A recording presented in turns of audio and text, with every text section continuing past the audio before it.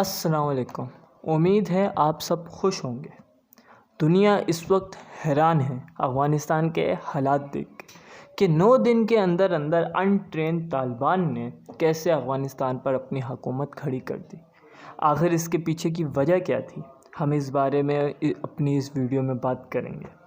افغانستان کے بارے میں بات کریں تو 7 اکتوبر 2001 میں امریکہ نے وار اگینسٹ ٹیررزم کے نام سے افغانستان پر جنگ شروع کی۔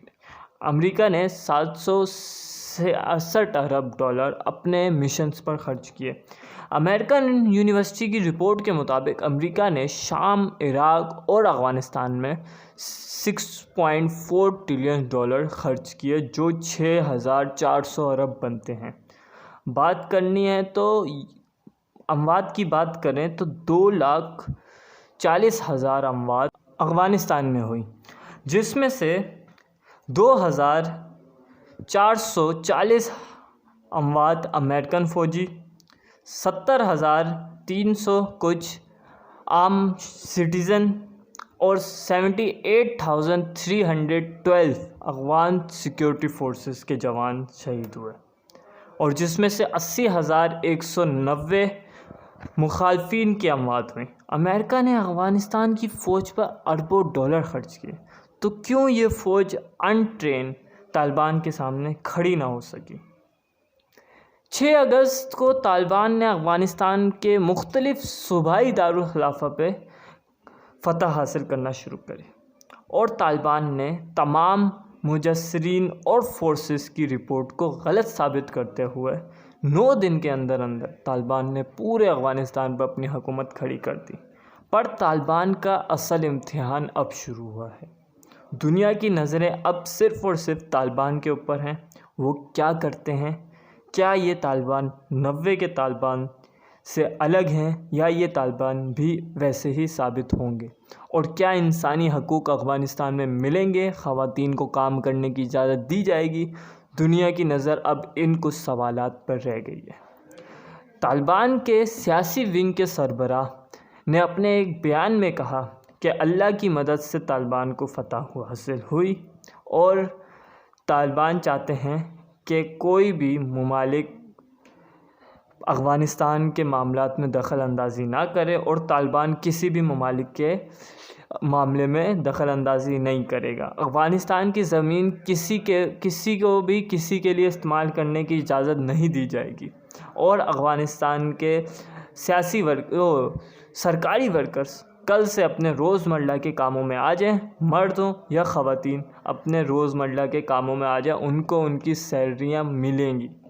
اب سوال یہ اٹھتا ہے کہ افغانستان کے سارے جو فنڈنگ تھے IMF نے وہ بند کر دی ہے، تو افغانستان ان سرکاری ورکر کی تنخواہیں کہاں سے دیں گے؟ اگر دیتے ہیں تو کیسے اور کہاں سے وہ پیسہ آئے گا؟ کیونکہ امریکہ نے بھی افغانستان کے حصے پہ قبضہ کر لیا ہے۔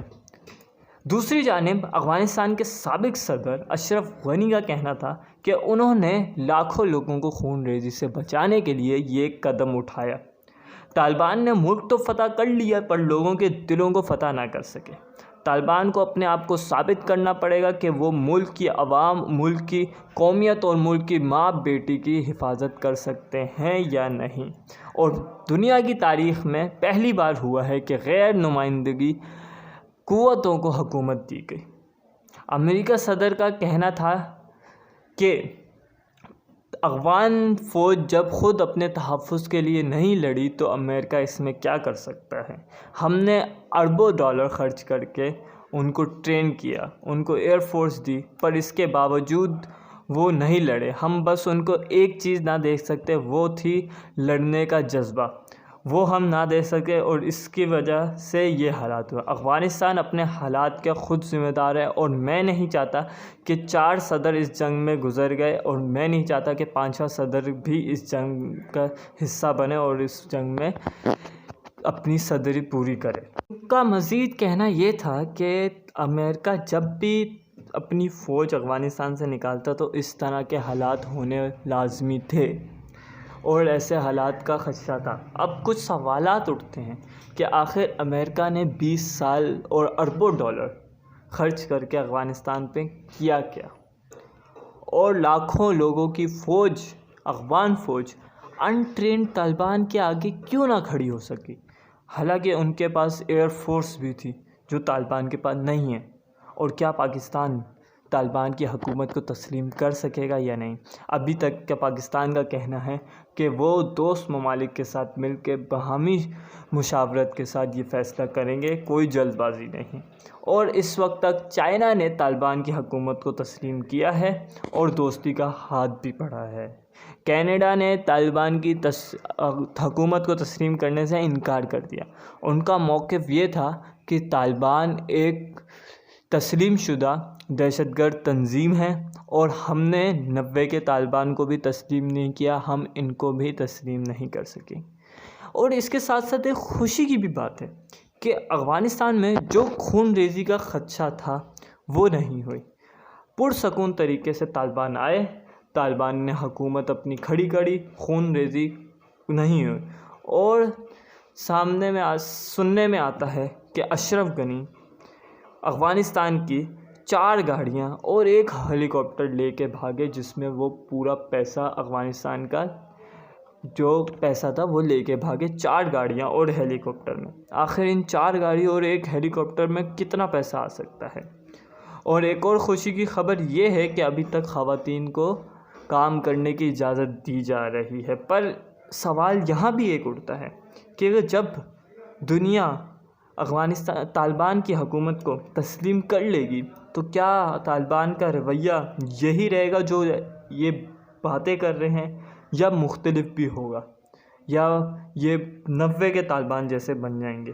تو یہ کچھ سوالات ہیں کہ جس کی نظر، دنیا کی نظر ان سوالات کے اوپر ہے کہ آخر طالبان نے اپنی حکومت میں کرنا کیا ہے۔ اسی کے ساتھ مجھے دیجیے اجازت، میں آپ کے ساتھ پھر ایک نئے موضوع میں حاضر ہوں گا، ایک نئی ویڈیو میں۔ اللہ حافظ۔